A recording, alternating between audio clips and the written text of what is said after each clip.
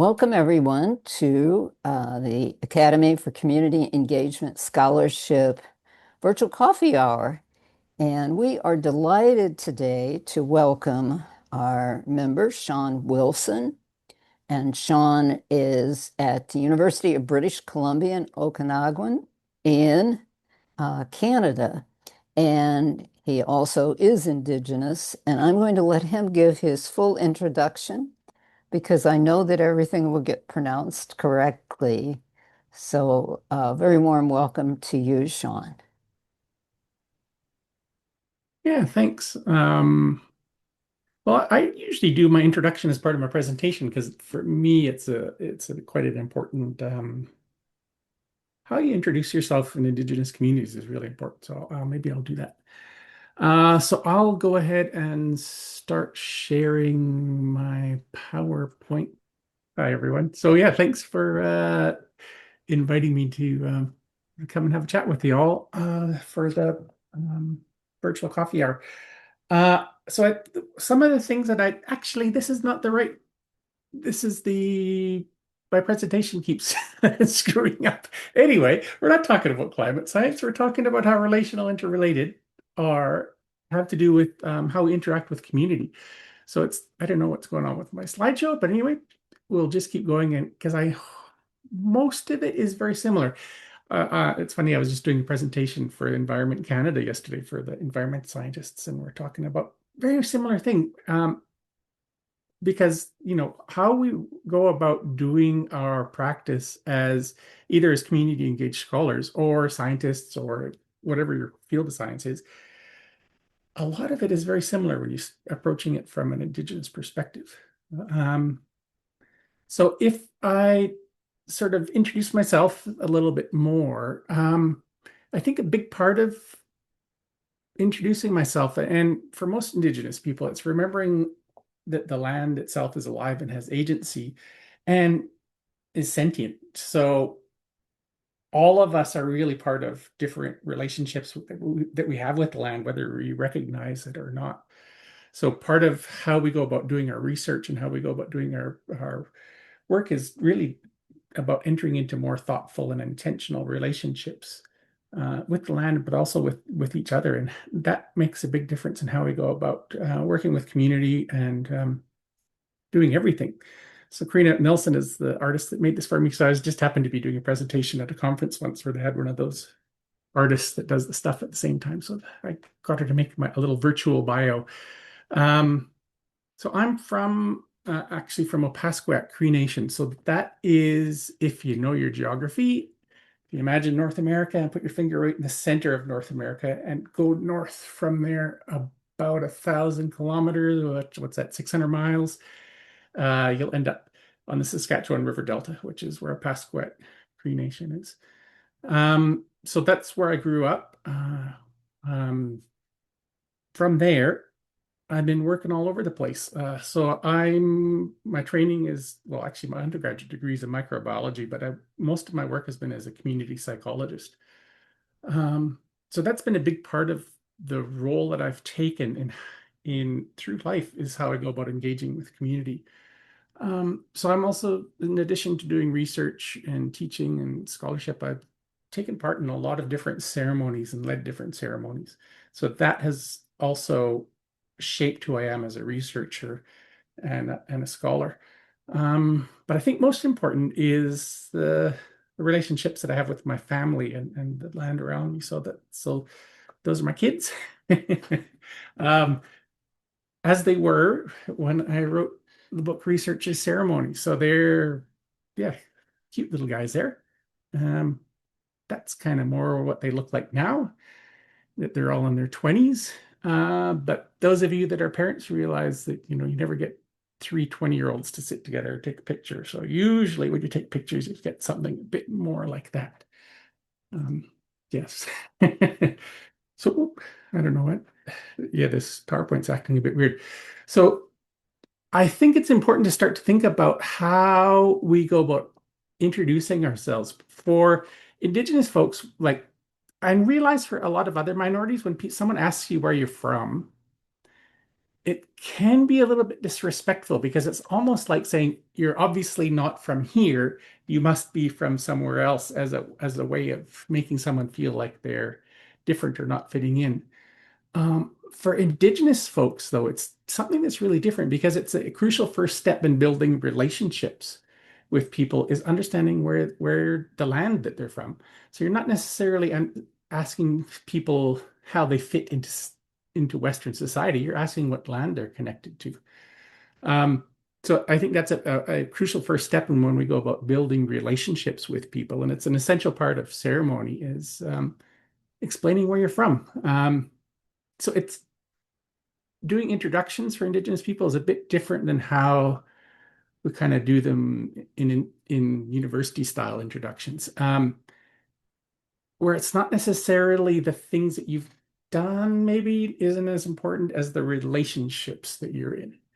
So I've had different sorts of relationships with all these different territories and countries. So I'm currently working on a big project that's looking at further developing Indigenous research methodologies. So for doing that, I'm working with a community of Indigenous researchers, including senior Indigenous scholars and a lot of their students. So it's also looking at academic kinship and how that relationship between senior academics and their students can be sort of viewed as like a family or a kinship type relation where you're passing on knowledge to your family. Um, so yes, I think that is a big part also of how I teach my own students is teaching them about their way of being in the world is a relational way of being, or at least it should be. So, again, I said I'm from Opaskwayak Cree Nation. Now, I deliberately do things a bit differently to make you think about stuff, right? So I'm from Opaskwayak Cree Nation, which is kind of there where you can see where the arrow is. So a lot of the work that I have done over the years has been on the east coast of Australia. So I lived in Bundjalung territory for a long time. Um, so a lot of the lessons that I gained are from working with communities up and down the east coast of Australia as well, Indigenous communities. Right now, I live in Syilx territory. So just pause to acknowledge this. Syilx people as the traditional custodians of the land where I'm at right now. Um, and just thank them for being such wonderful custodians of this territory and allowing us to share it with them, live here with them. Um, so hopefully you realize what that is, right?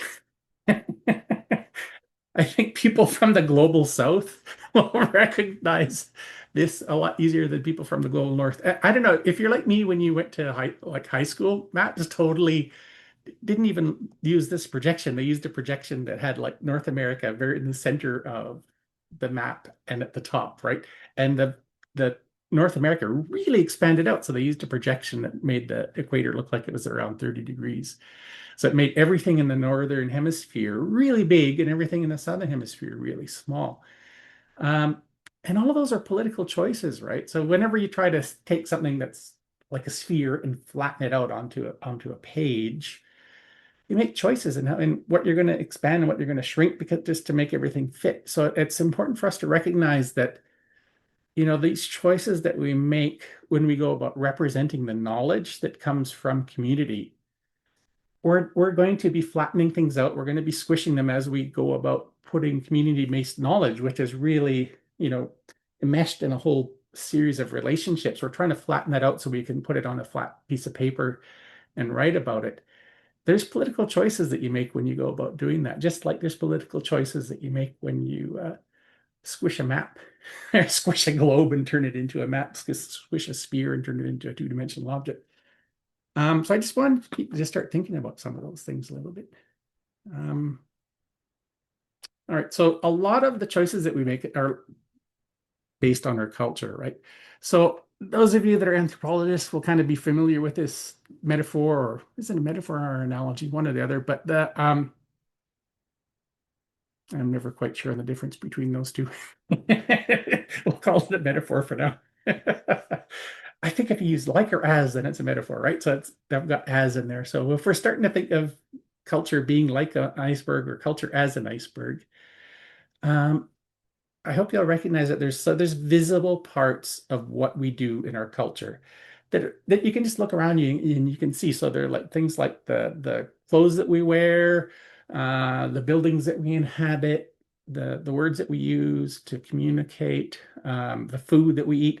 All of those things are part of our visible culture, right? Um, but for me, the really important part of what I try to understand is the underlying philosophy. So if those of you that are familiar with icebergs know that there's just a tiny bit of the iceberg that's actually visible above the waterline. The bulk of the iceberg is underneath the water, and that's what holds the visible part afloat. So culture is the same way. So there's the visible parts that we can see, but much more important, I think, are the under the water parts of our culture that we can't actually see. And you don't actually start to think about them until you get into a different cultural situation. Um, where you realize, oh, actually, this doesn't really fit very well here. So if you think about who you are as a person, so if myself as a Cree person, like it doesn't make me any less Cree to be wearing Western style clothes, or just because I'm eating Chinese food doesn't make me Chinese, or you know, the type of listen to country Western music doesn't make me a redneck yokel. Sorry, that's just not discouraging people from listening to country music, but it like so that it's the reasons that you're listening to it are more important than the actual fact that you are listening to it. So it's the underlying reasons why you do stuff are more important than the things that you're necessarily doing. That is important. Um, and it impacts not just on your culture, but it impacts on everything that you do. So it especially impacts on the way that you're gathering knowledge. So how you go about gathering knowledge is going to be a reflection of your worldview. Uh, But it's that culture also extends into how you go about engaging with community. So how you engage with community is also a reflection of your culture and your worldview. All right. So if I think about that research culture as an iceberg, and you can just transpose this into community engaged research. There are specific methods that you use as a community engaged researcher, right? For me, those aren't as important as understanding the underlying reasons and philosophy behind why you would choose those particular methods. Because especially I think community engaged researchers, we use a lot of different methods because we adapt the method to best suit the community, right? So I think that that's something that I think community engaged researchers are a little bit better understanding this, right? You have to adapt the methods to fit the situation. It's that underlying philosophy behind how you go about adapting things is what makes it important. What's the crucial components of this? All right. So I'm going to talk. So that's actually true for any research, right? So that's not just Indigenous stuff. That's true for any research. I would quite often remind people if they're getting a PhD, you're becoming a doctor of philosophy. So it's important to know your underlying philosophy.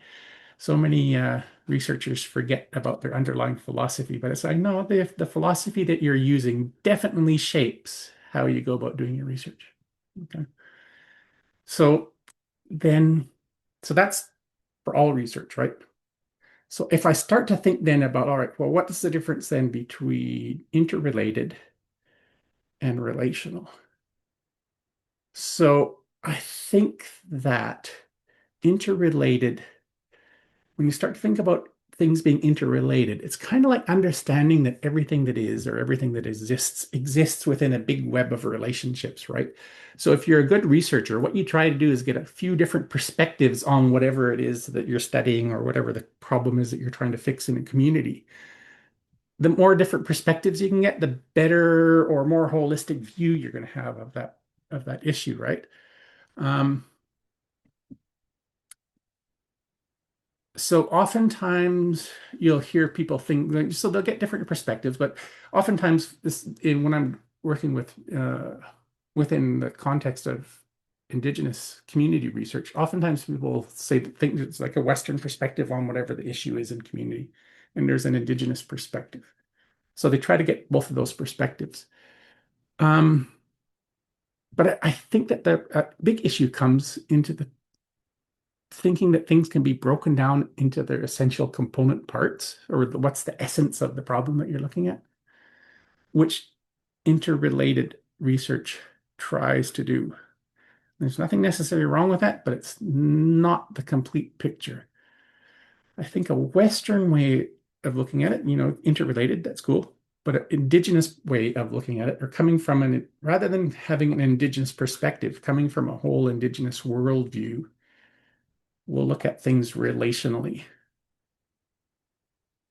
Um, so when you have a relational worldview, it's basically understanding that the fundamental basis or the fundamental nature of the entire universe or cosmos is relationships. It's not the things themselves, it's the relationships that they're on. So things can't be without being in relationship. Um, and it's really, this is one of those points that's like really simple, but is like also really difficult to understand it in a big picture sort of way. And the impact that it has is quite profound.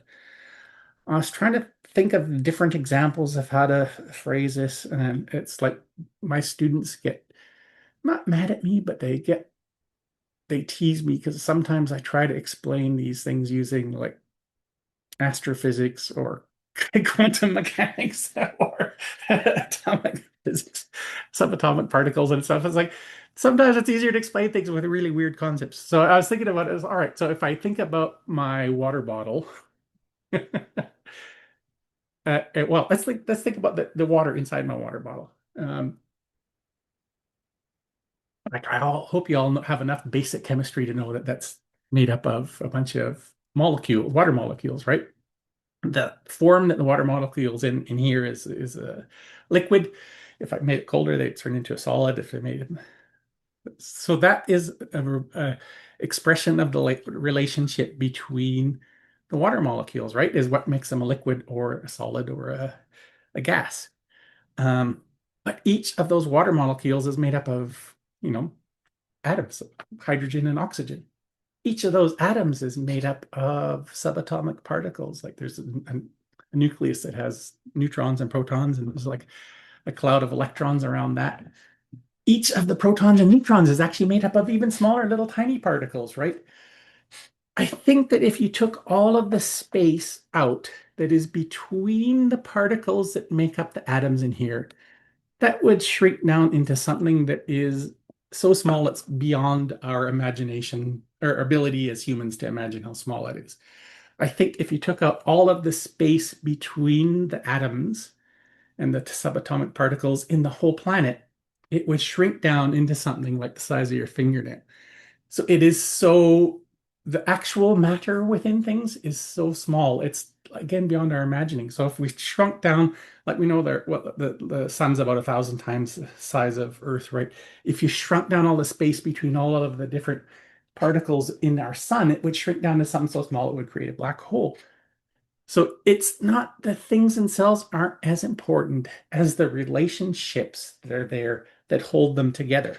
So if there wasn't a relationship between the subatomic particles, making them into molecules, well, making them into atoms, and then the relationships between the atoms holding them together to make them into molecules, the relationships between the molecules that turn it into water that I can drink. It's those relationships that are important. Okay. The things themselves, like, yeah, they're important a little bit, but it's the relationships and how you go about working with the relationships that's the key to it all. So that's how Indigenous science works. We have whole systems for understanding how things fit within a relational context. So that's what relational Indigenous knowledge is, understanding those contexts. So as Indigenous scientists, we can also do Western type science because that's like I would say Western science is a subset of Indigenous science. When you think about science, it's really just the system behind how your knowledge fits together, right? So Western science is a subset of Indigenous science. There are things that Western science can do that fall outside of the relational context. Um, and I think that you're probably all familiar with some of those things that Western science has done in the past that are so unethical that we wouldn't consider doing them these days. Well, for example, I know when the Indian residential schools were running here in Canada, they were doing nutritional experiments on kids by giving them calorie reduced diets to basically see how many calories it took for someone to survive, and just feeding them vitamin pills instead to say, oh, well, they still develop naturally if we give them vitamins instead of feeding them properly. Um, that's the sort of research that Western science can do that Indigenous scientists wouldn't do because it's like goes against the fundamental nature of relationships, right? But most Western science, Indigenous scientists can do too. It's just understanding the context around how things work.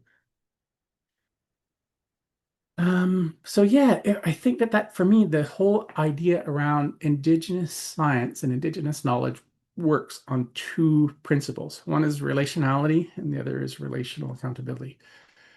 So relationality is understanding that everything that is in the whole universe is made up of relationships. So relationships are the fundamental building blocks of the universe. So it's not the atoms or the subatomic particles or the molecules. It's the fundamental building blocks of the universe are relationships. Now, this is reflected in a lot of different Indigenous languages. How we'll have a lot of most Indigenous languages are very much verb based rather than noun based. So it's about the relationships between things. I was thinking like an example of that is that's my grandmother. So in Cree, you guys would call her Kukum, which means your grandmother. I would call her Nukum, which means my grandmother. So you can't be a grandmother without being a grandmother to somebody. So there's always that relational component within the word itself. My kids would call her Chapan, which is great grandparent.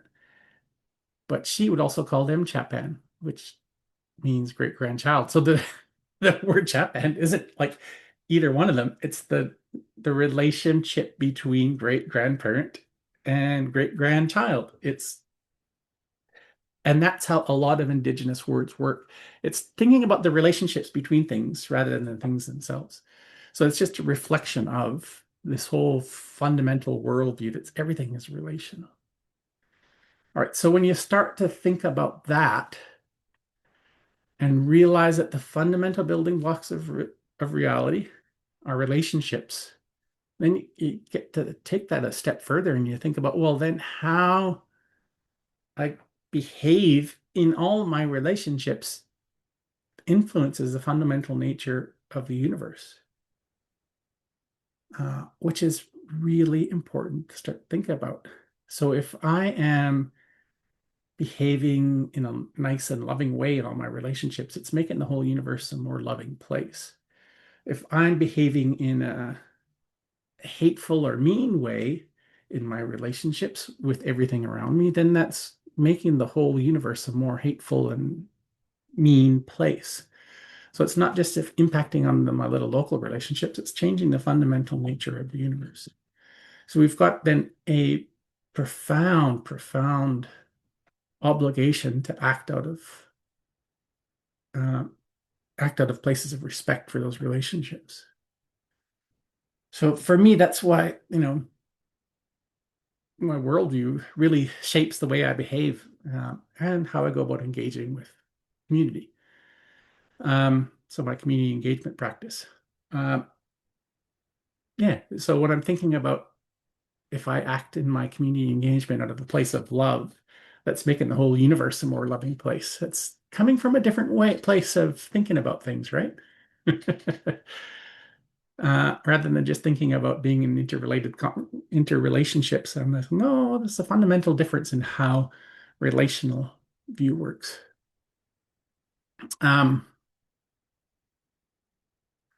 to me, this is really important because also thinking about yourselves as community engaged scholars or thinking of yourself as a community engaged researcher, um, it makes you also understand how your objectivity and your positionality really have a big impact on things because you really need to be embracing that um, subjectivity in order to really understand how you are engaging with all the relationships that are around you, because there is no such thing as objectivity. You're engaged in a relational context, whether you realize it or not. So it's better to realize it and engage with it in a kind of a knowing way.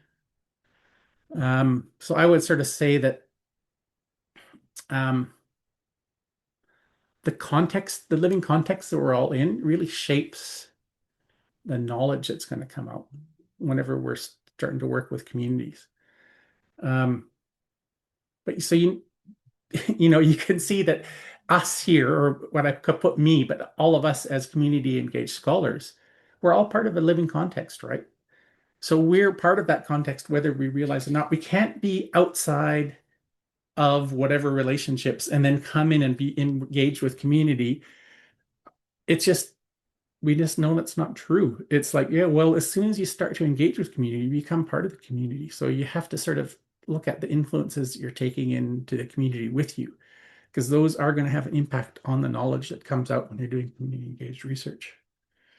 So that knowledge actually, well, the context that we're in and who we are as people and how we go about engaging in those research relationships is going to impact on the knowledge that comes out of those relationships. But that knowledge is also going to impact on us then also, because it becomes part of that living context. So it becomes like a cyclical type of thing. So you really have to start to think about how are you going to interact with that living context, and then what that's going to influence on the knowledge, and knowledge is going to influence you. Um, And I guess part of that for me is like understanding how I engage in that context and trying to deliberately be more equitable, be more reciprocal, and be more respectful, especially in how I go about engaging in those relationships within community. Um, so yeah, so your practice models as a community engaged scholar or as a researcher or whatever field of study you're doing, and again, they're a reflection of your worldview, right? So there's us, how we go about working ourselves, but it's like also how we'd go about engaging with our family. Our families are a portion of community, but then also like if we think of the broader context and how we go about engaging with the land, because it's all and thinking of the land with, I deliberately put it in capital letters there because it's not talking about the little piece of dirt you're on. It's talking about the whole cosmos, and understanding of land as a whole cosmological foundation of everything that underlies reality, right? So they're all those things are kind of nested in each other, within each other. So for me, then it leads, this is how I then will go about doing research or community engagement. So Tyson Yunkaporta talks about this a lot in his book, Sand Talk. So when you're doing community engagement, I think for most Indigenous researchers, the first thing that we do is start from a place of respect.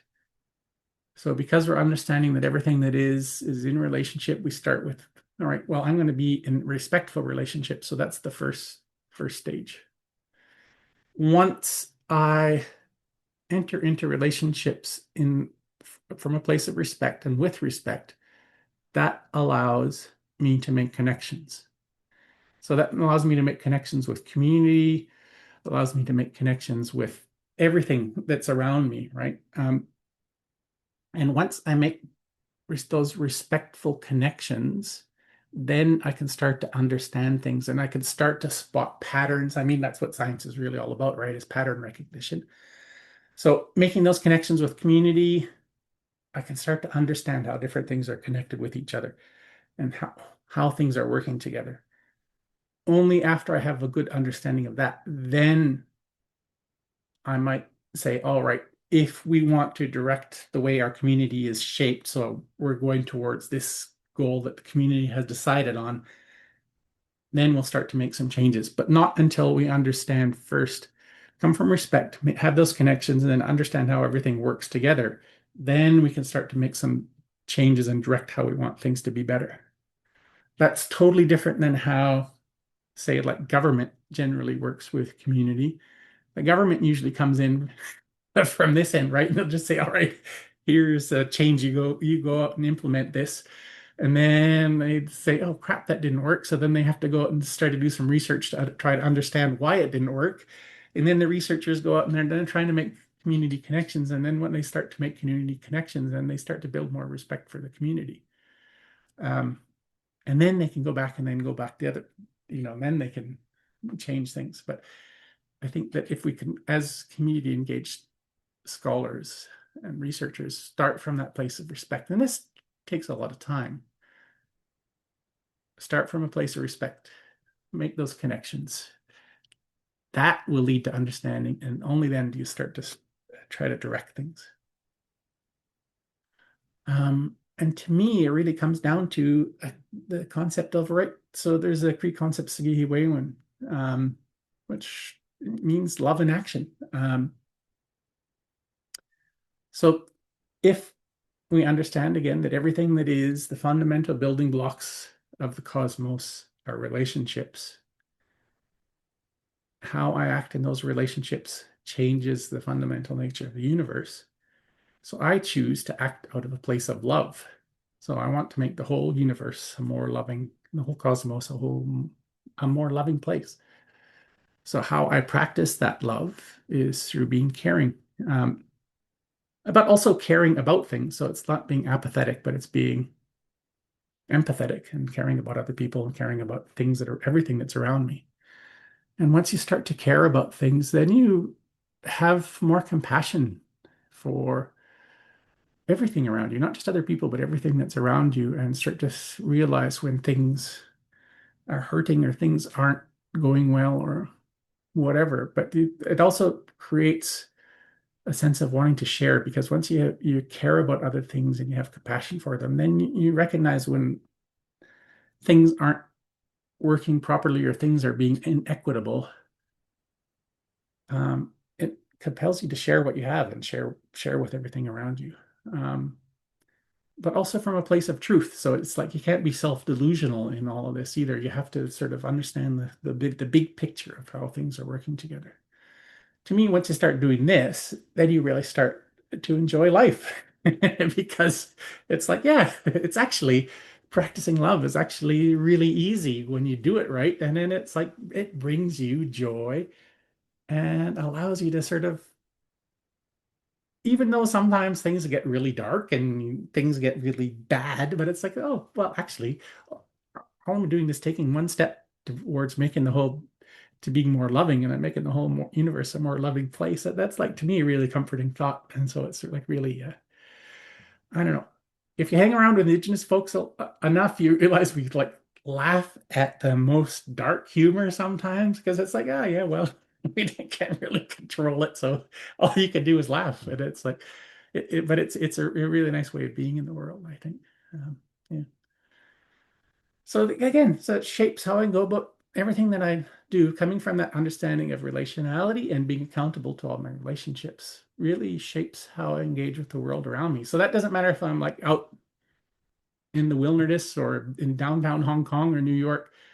I'm still going to be Cree how I go about engaging with things in the world around me, and trying to be loving and doing it and practicing it, that love in action. That really shapes also how I understand community.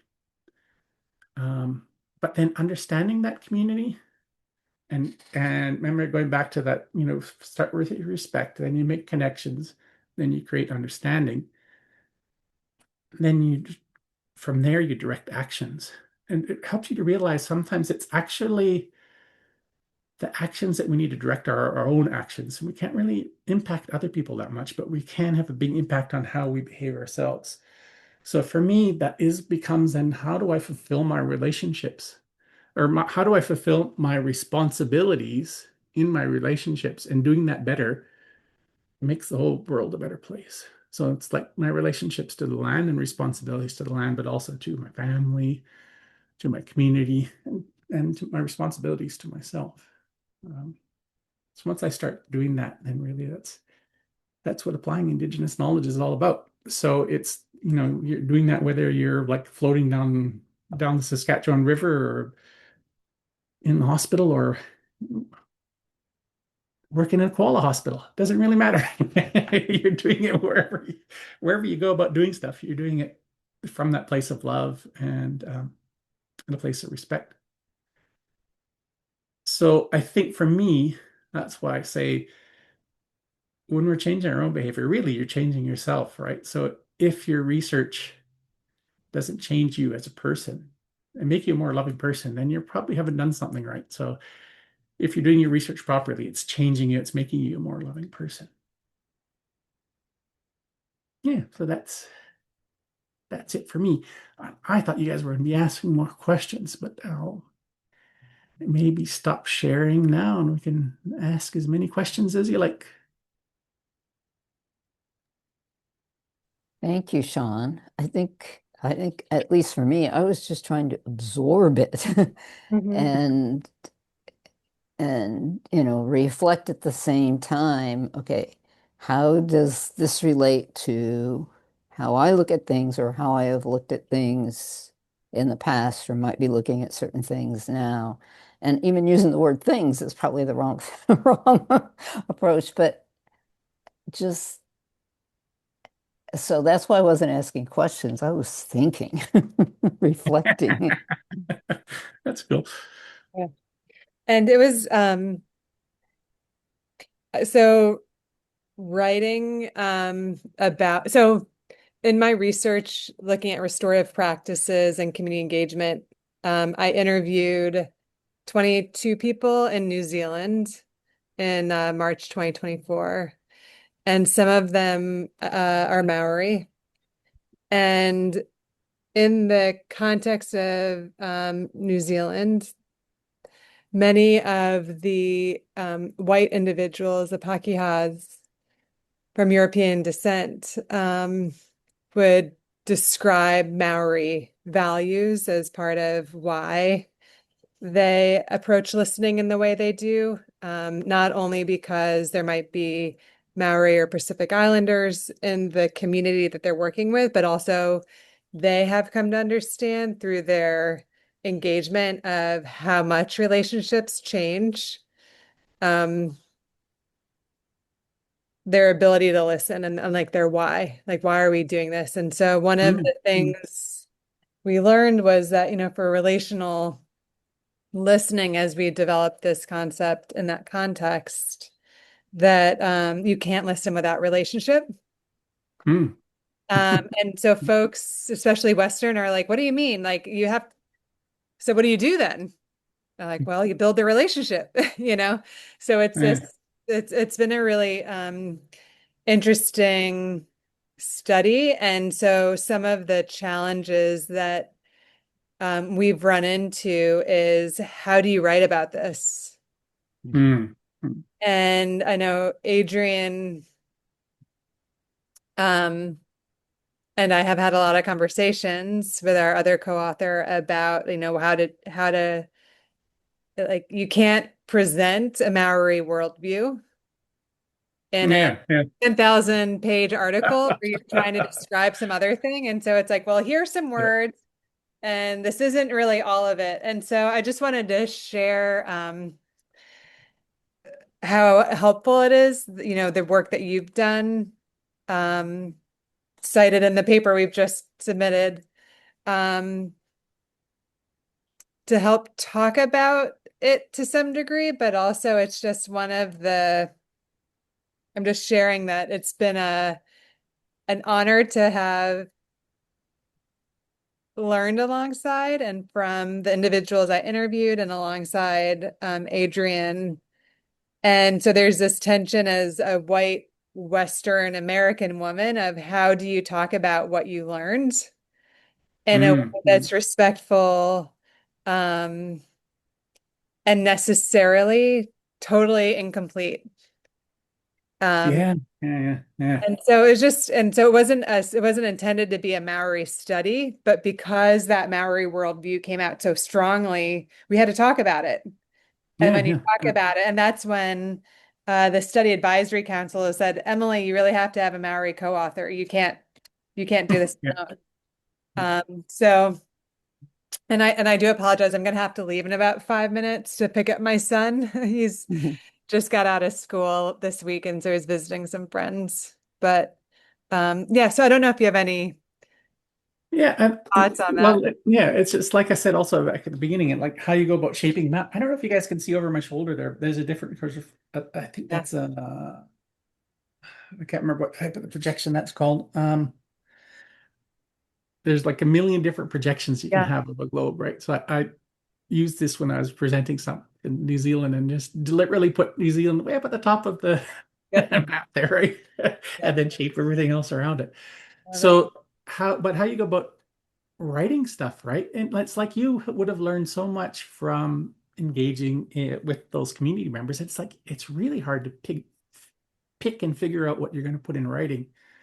Yeah. Um, and then even how you go about writing stuff sort of changes stuff.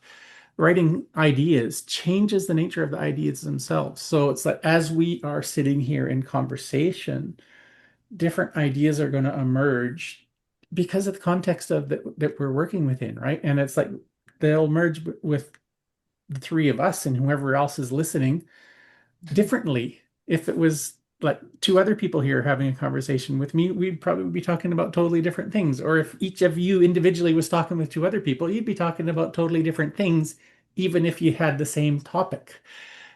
The way it would turn out would be totally different. So that relational nature of Mhm.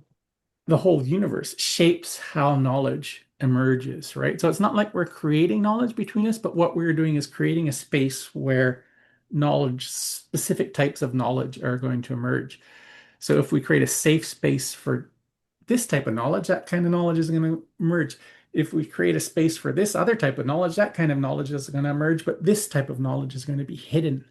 And I think Indigenous folks are really like, you know how like code switching works, right? So it's like where, you're going to present yourself differently in this sort of context than you would present yourself in like how I introduce myself at the university is going to be totally different than how I introduce myself in community. But it's kind of like same thing works with knowledge, right? How you go about introducing yourself is going to shape what knowledge comes out. How I go about engaging with that knowledge is going to shape the knowledge itself, or not necessarily shape it, but it'll encourage different types of knowledge to come out. Maybe is a better way of phrasing it. Mhm. Yeah, Mhm. but that's all really cool, I think. It's so cool. Yeah, it just is sort of like it's kind of like breaks your heart a little bit though that you have to just put these 10,000 words on the page and say, okay, Yeah, all that all of this learning, all of these months of the Zooms, across the time zones and difference and all the hours I spent listening to different people, it's especially with this work, it just feels heartbreaking that I can't mm, do it justice. So I appreciate sort of the reassurance of yes, every moment is going to be a different experience. And that's the point. yeah, yeah. And sometimes it's just like you just need to share what you need to share for now. Mhm. Yeah. Well, That yeah, that's thank you. that's also one of those really, really hard lessons for PhD students to come to understand, I think, especially is Yeah. like you don't need to tell me everything that you Everything. learned in your research because it's like you will have learned way, way, way, way more than it's possible to put in a thesis. All you need Yes. to tell me for now is just the stuff that's relevant for you to Yeah. get your PhD. That's a great Yeah, comparison. So thank you. I am so sorry I have to run, Shawn. It is that's fine. such an Yeah. honor and pleasure to meet you. And so thank you for taking the time. Yeah, Thank you for joining us, Yeah. Emily. And I'm sorry, So Mary, that I've got to run. Good to that's see you fine. also. That's fine. So, Shawn, one of the things I was thinking about was the 7 years that I spent working with partners in Western Africa, in Ghana. Now, I didn't live there, I'd be back and forth, talk about code switching, but Mm, and the approach that we took to working with um, local people and their local ag departments, because it Mm. depends on which level you're at and where, and developing training, but even how do you train for, like Mm. for Mm. for issues mostly around agribusiness and whatever. But, just reflecting how some people struggled with the fact that we went in and we didn't know what we were going to develop. Yeah, yeah, You yeah. have to go out and listen to people, and I wish there'd been even more time. But one of the things that I learned was in that culture, how, I mean, it's the culture of the organizations there. As you develop something and co-develop something, you go out and you test it, and then you bring people back, and you do some evaluation work, but you bring people back and you share that. You see what needs to change together. Mm. And Mm. which was just, we ended up with something much more valuable, I think. And um, there was recent, I call it the post evaluation, when things are funded the way they are. And it was heartening to hear that the part of the project that I was part of, along with some Canadian counterparts, as well as colleagues, because we were just a subset of a whole huge, big project, actually had some staying power. And I went into it Mm. recognizing we're not going to shift any needles from here to here. We just want to help people learn that they can make a difference and that Yeah, yeah. they can keep doing some of these things without another big external funder. Mm. But of course, I come out of a background. I mean, it started out as I grew up in agriculture and I started out with a degree in agriculture, but then I lived overseas on an exchange where you live with families and whatever in Asia, and it was in Sri Lanka. And so I totally switched and went into community development and Mm. working through the university and with extension and engagement.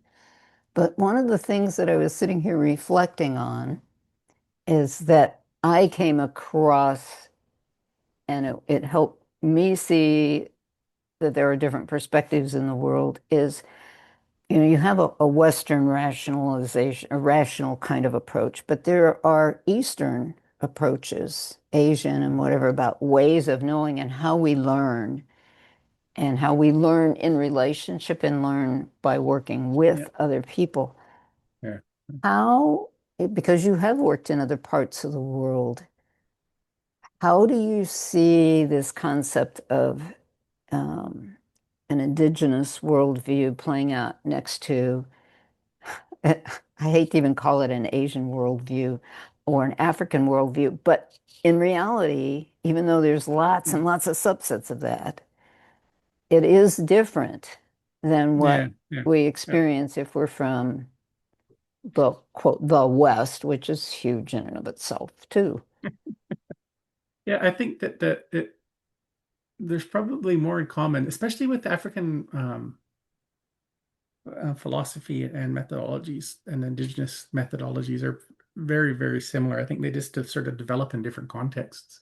Mm. Um, and the same with like the indigenous folks that I've worked with have been in Indonesia and Bangladesh, and it's the same indigenous philosophy. There's other philosophies that have sort of developed that are kind of more, you say, like Pan-Asian Buddhism or whatever, but they are still very that underlying uh, importance of relationality and relationship is really, really strong in all of those. And that's, I think, maybe the thing that's different about the Western philosophy is it's so individual and individualistic, which makes it reductionist. Or maybe it's because it's reductionist, it allows for individualism. I don't know. It's like chicken and egg Mhm. thing, but those individualism and the reductionism seem to go together quite often. Whereas the whole understanding of the importance of relationship and holism sometimes to sort of go together really well. Um, but yeah, that's Yeah. I think that's so the work that I've done has been very much the same in both of them. And I think that for me, the sort of the easiest way to sort of think about it has also been, and the one that I think makes the most sort of sense or connects with a lot of Indigenous people is to start to think differently and think like, all right, what's our 1,000-year plan here? So when you start to think of like a 1,000-year plan, which a lot of different cultures have different ways of, thinking 7 generations down the road or Mhm. whatever you want to call it, but having like thinking that long, it totally changes the way you go about doing engagement and the processes that you're working with, because you realize that then sort of like outcome evaluations become almost meaningless, because it's like there's no possible way you're going to be able to predict outcomes Right. 1,000 years down the road. Instead, what it makes you do is focus on those processes of relationships. Or how am I going about building processes? How am I going about building relationships? And those processes, if they're good processes, they will set things in motion that will continue for 1,000 years, right? So that's kind of what I hear you talking about when you talk about like when you start to talk about food sovereignty and things like that. It's like Yes. setting into process something, setting something into a process into motion that is going to have like a really long lasting impact that you don't know where it's going to go because you can't see that 1,000 years into the future, but you can see this process is going to work and develop and keep changing. But it'll be like that process itself becomes way more I important think so. than, We used to say all the time in community development that not everybody in, but the philosophy that we were working from was much more the process is the product. yeah, You yeah, yeah, can't separate it. And if you're just focused on the end goal, whatever, quote, product, you have to back up yeah, and say, wait a minute, how we get to this and what we're even doing, it is part of that yeah, product. yeah, And it's, I mean, the other thing is that, we tend very Western to reduce everything to, is it rational? But there is non-rationality. There's this whole, is spirituality rational? Not really. But we can't separate it out. I think on yeah, one hand, we're coming to really recognize that much more. And on the other hand, at the same time, we have things moving the exact opposite direction. That's the world that we are in. yeah, yeah. But so I just, I think I so also that's came part of the across process. that, you were talking about, and so much of the world has had to adopt some of the quote Western Yeah. approaches, scientific approaches, in order to function or attract resources or whatever. Mm, mm. And in many cases, we are at least seeing some recognition from those sources to say, now, wait a minute, we need to back up here Yeah, and yeah, actually look at what do you bring to this? What uh, is your own perspective? What is your own, where are those indigenous resources? And yeah. why might we not want to lose track of those and preserve those? But Mm, um, mm. eh, And to me, it's all about understanding that context too, because it's like Western science is incredibly effective at understanding things. And it's like breaking them down into their component parts mhm, and understanding those components. Like, I mean, our understanding of the human body and viruses mhm. and all that sort of stuff has progressed so much through Western science, and that Western science is really awesome at those sorts of things. But what it's not good at understanding is things that fall outside the box of Western science And and how things work in different contexts, or how things work, and like, well, yeah, how does that and fit how into do the they big start functioning together? yeah, yeah, Exactly. yeah. So So it's like, yeah, I'm always careful. I don't want to denigrate Western science because it's awesome, it but it's like is, it we is, just have to but it's recognize there are not the things. sum total Yeah, of the yeah, picture. Well, yeah. I want to honor our time and thank you so much. And I am hopeful that people will be watching and it'll just open up a whole lot of other questions and opportunities for dialogue. So have Yes, that would a be great. wonderful rest of the day, especially as you, well, I don't know if you're going home to 20-year-olds, but whenever you have the opportunity to be with them. So. Yes. So All right. I will say goodbye. Thanks.